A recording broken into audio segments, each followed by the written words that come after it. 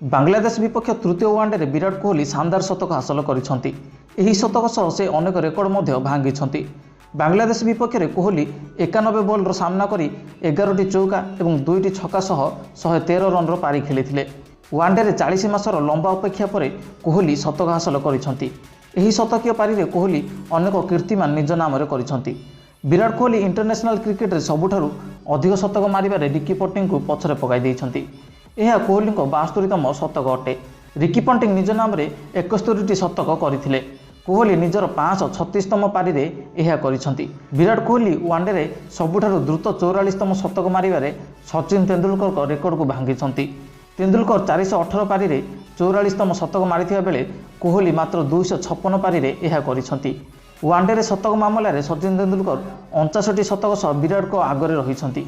एही शतक सह विराट कोहली बांग्लादेश माटी रे 1000 रन मध्य पूरण करिसंती।